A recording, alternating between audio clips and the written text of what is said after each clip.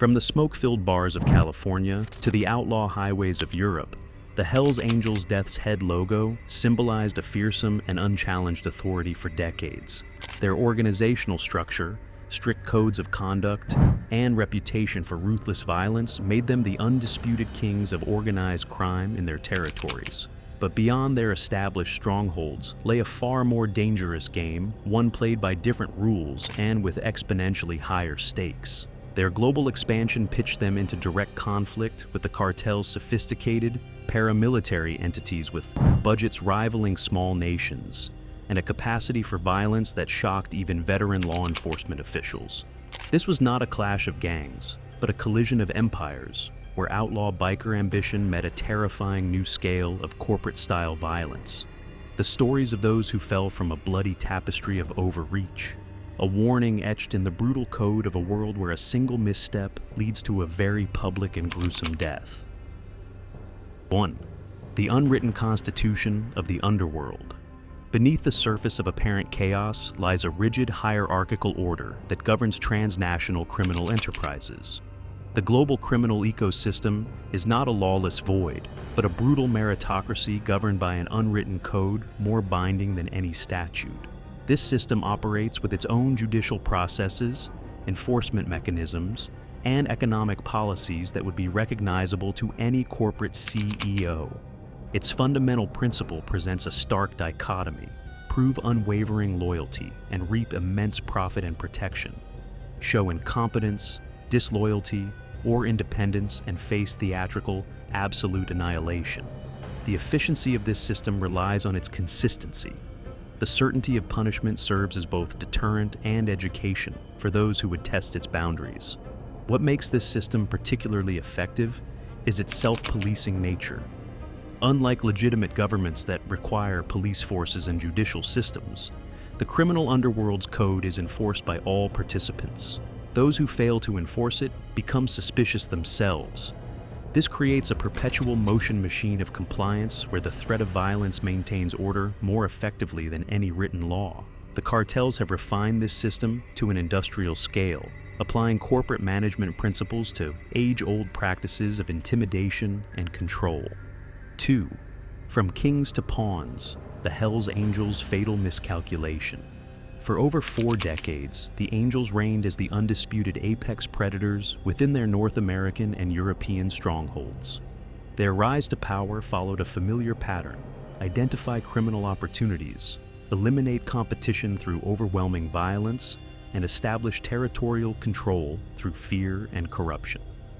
By the 1990s, they had become the Walmart of organized crime, offering everything from drug distribution and weapons trafficking to prostitution rings and extortion operations.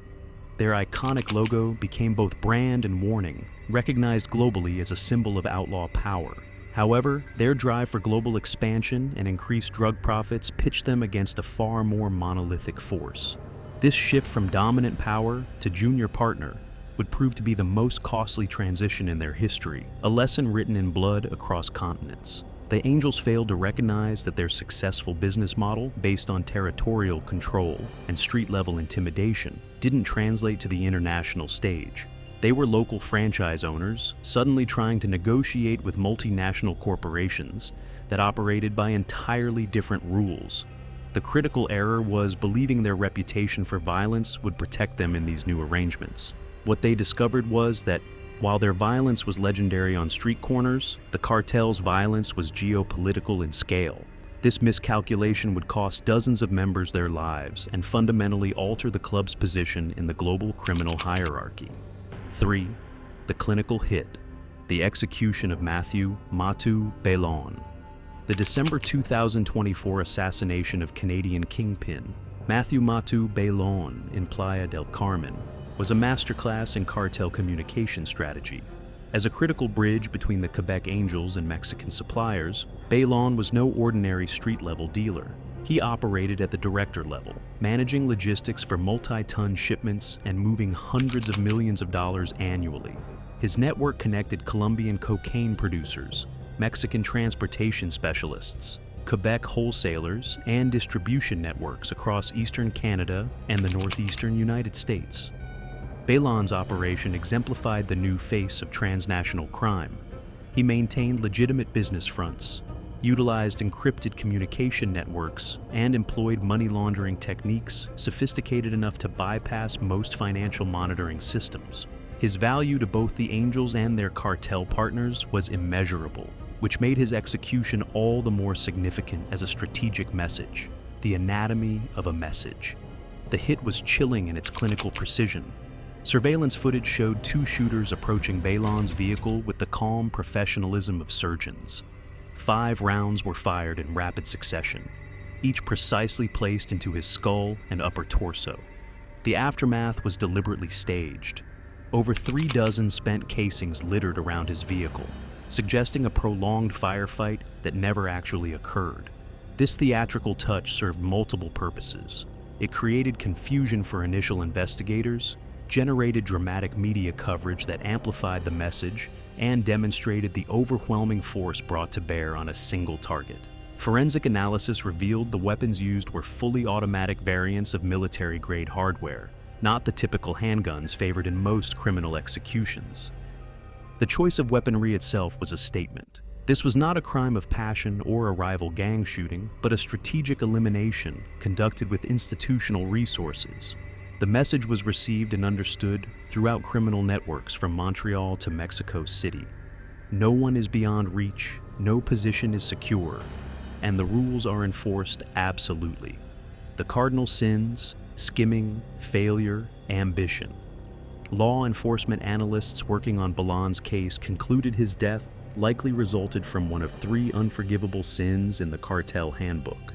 The first possibility was systematic skimming, diverting perhaps 5 to 7% of shipments for personal distribution, a common but dangerous practice among middlemen. The second was operational failure, losing a significant shipment to law enforcement or rivals, resulting in 8-figure losses for the cartels. The third and most likely scenario was entrepreneurial ambition. Belan may have attempted to establish his own competing network using cartel connections, but cutting out his suppliers. Intelligence suggested Belan had been making overtures to European crime syndicates about establishing direct supply lines, bypassing both the Mexican cartels and the Hells Angels leadership. This would represent the ultimate betrayal in the cartel worldview, using their product and connections to become a competitor. His death served as the price for forgetting his place in the hierarchy, and a warning to any other middlemen considering similar ambitions. 4. The Poison Brotherhood. The cartel-ordered purge of Wayne Schneider. The November 2015 torture murder of Australian Hells Angel Wayne Schneider in Thailand revealed a terrifying new dimension of cartel influence: the mandated internal purge. Schneider was a high-ranking member of the Pattaya chapter, with extensive connections to Sydney's criminal underworld. His role focused on the methamphetamine trade, coordinating shipments from Mexican suppliers through Southeast Asian ports to Australian distribution networks. Thailand's status as the land of smiles belied its growing importance in the global meth trade. The country's extensive coastline, corruptible officials, and tourist infrastructure made it an ideal transshipment point. Schneider had established himself as a key figure in this pipeline, managing logistics for shipments worth tens of millions of dollars. His success, however, made his failures all the more consequential. The incident that triggered his downfall involved a 300-kilogram methamphetamine shipment, with an Australian street value exceeding $90 million. Through a combination of operational security failures and bad luck, the entire shipment was intercepted by Thai authorities working with Australian federal police. The financial loss was staggering, but the operational damage was worse. Multiple shipping routes were compromised, corrupt officials were exposed, and the cartel's carefully constructed supply chain faced unprecedented scrutiny. The choice: loyalty or survival. Schneider's execution was not carried out by cartel operatives, but by his own brothers and 5 fellow Hells Angels members who were given an impossible choice: participate in the punishment or join him in death. The method of execution was particularly symbolic. He was beaten to death with blunt instruments, a slow, personal form of violence that conveyed intimate betrayal rather than clinical disposal. The crime scene investigation revealed the torture session lasted hours, with evidence of systematic questioning alongside the violence. This suggested the cartels wanted both punishment and intelligence. What did Schneider know about other operations? Who else might be compromised? Had he been cooperating with authorities? The message reverberated through Hell's Angels chapters worldwide. Their famous motto, "Angels forever, forever angels," had been rewritten. Now it was angels forever, unless the cartels say otherwise. The organization's internal bonds, once considered unbreakable, had been proven conditional on the approval of their more powerful partners.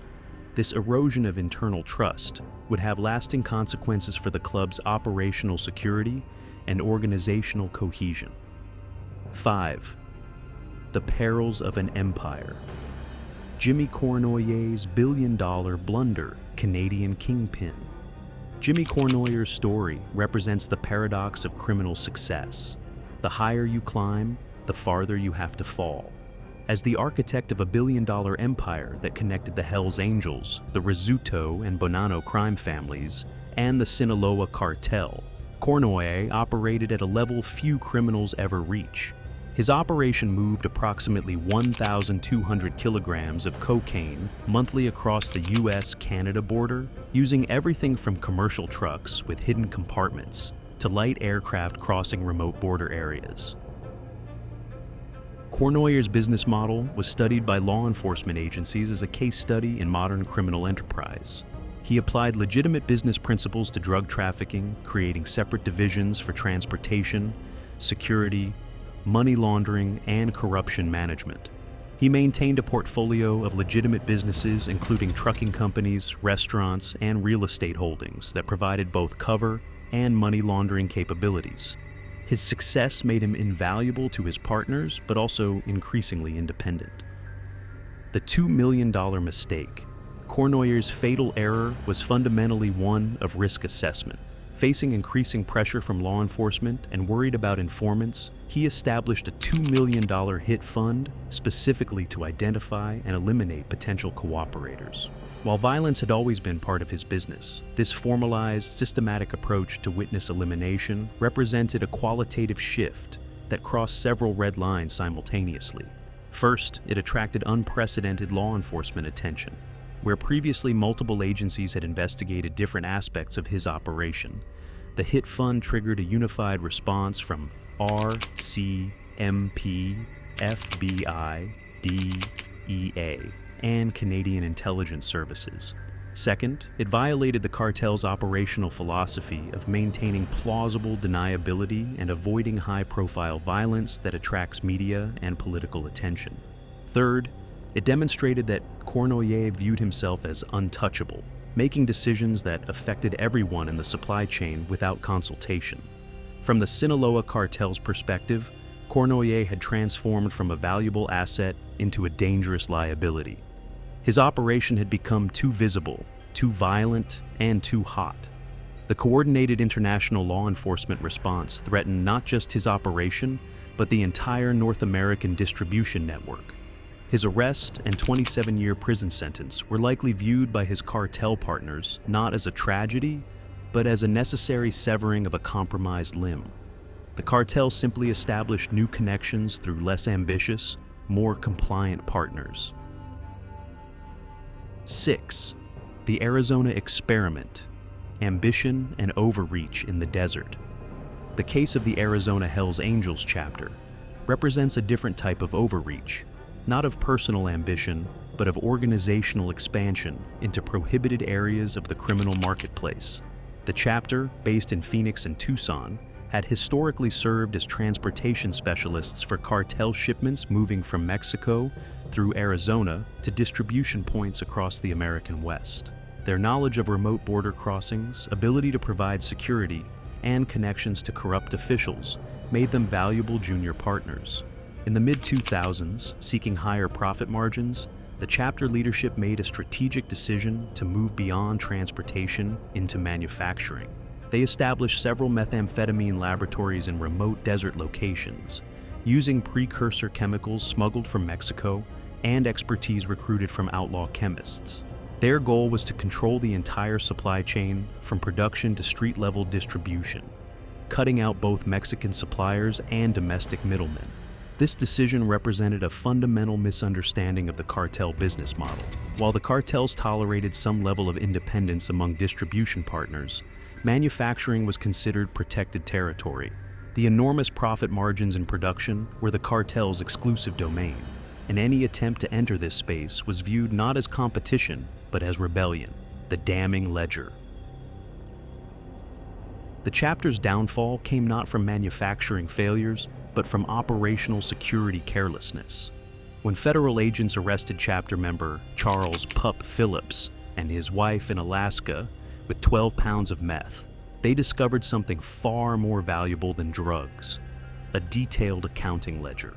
This wasn't just a list of transactions. It was a comprehensive record of their entire operation inventory, production costs, distribution networks, and most damningly, the names of Hell's Angels prospects involved in the operation. The ledger provided an organizational chart of a chapter-wide criminal enterprise, directly contradicting the club's official position that criminal activity was conducted by individuals, not the organization. For the cartels, this ledger represented multiple violations. First, it proved the Angels were directly challenging their manufacturing monopoly.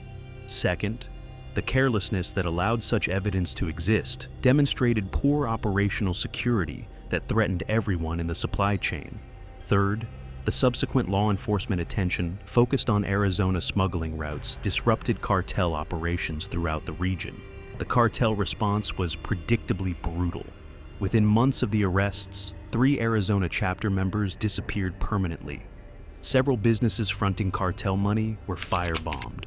Most significantly, the chapter was cut off entirely from cartel suppliers, effectively ending their drug operations. The message was clear: know your place in the ecosystem or be removed from it. 7. Crossing the geopolitical Rubicon, the Damian Ryan affair, the case of Canadian Hell's Angel. Damian Ryan represents perhaps the most dangerous example of cartel overreach, where criminal ambition collided with international geopolitics, with potentially catastrophic consequences. In 2024, Ryan and an associate were charged in a U.S. Justice Department case for their involvement in a murder-for-hire plot targeting an Iranian dissident and activist living in Maryland. This was not ordinary criminal activity. The target was a prominent critic of the Iranian regime with connections to opposition groups.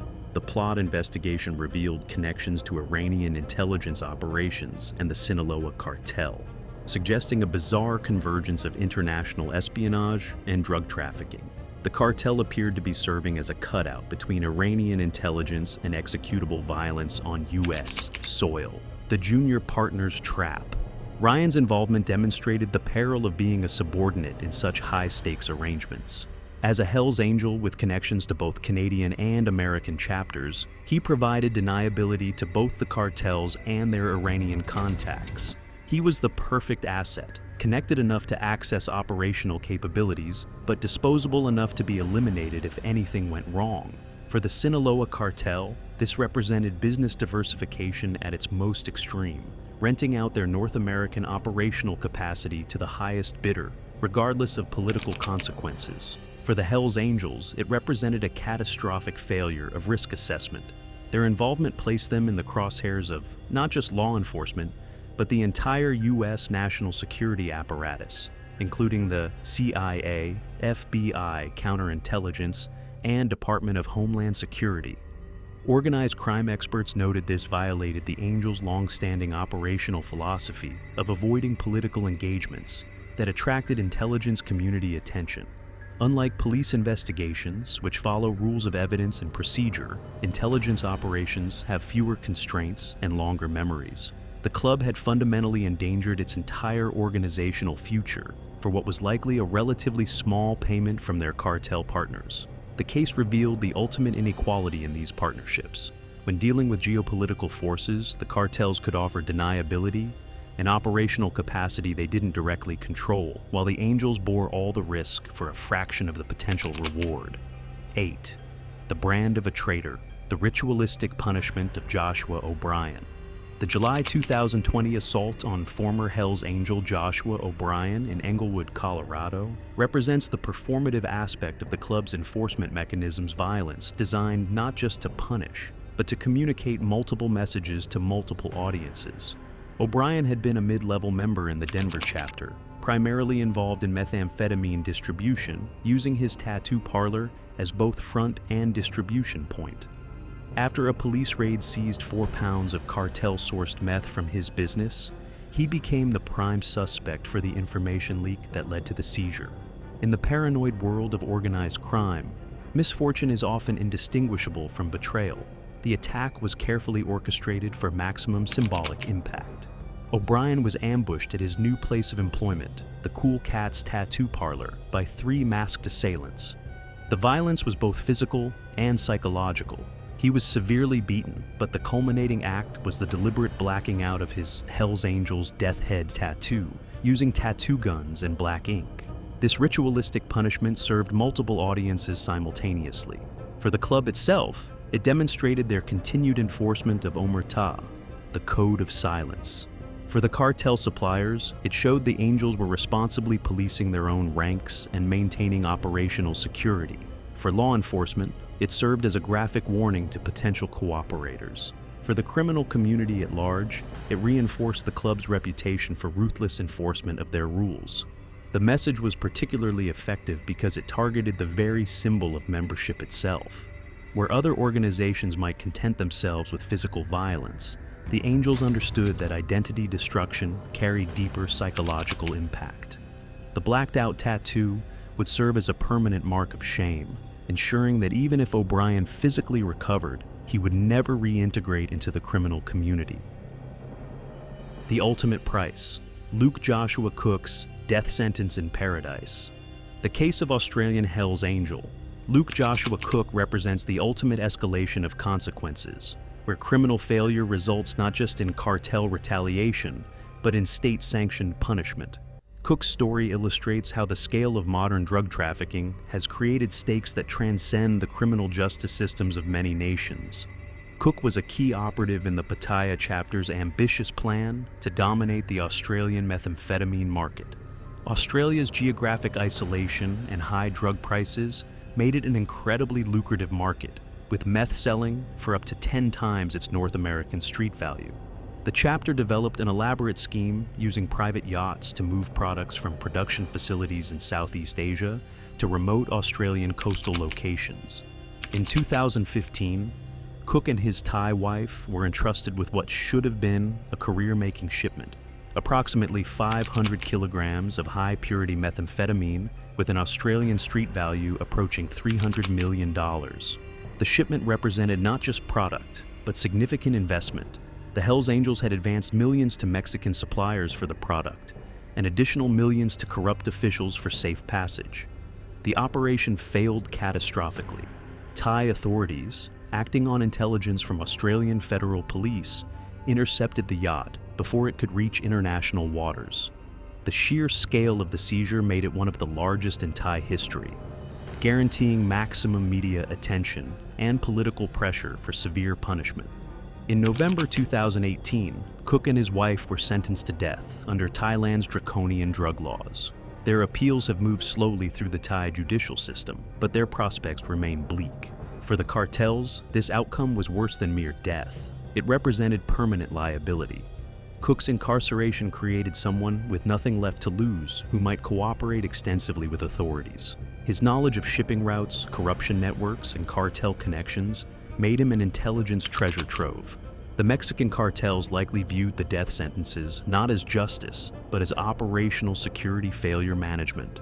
The Angels had proven incapable of executing a complex international smuggling operation, drawing attention to routes and methods the cartels had spent years developing. Cook became a symbol of amateurish overreach, a warning that not all partners could handle the big leagues of international drug trafficking. 10. Invasion of the Lion's Den, the fatal Latin American expansion. The Hells Angels' most recent and ambitious strategic error has been their attempt to establish chapters directly within cartel-dominated territories throughout Latin America. Beginning around 2022, the club began aggressive recruitment and chapter formation in Mexico, Brazil, Colombia, and Argentina. This represented the logical extension of their global ambitions to become truly international rather than merely North American with overseas outposts.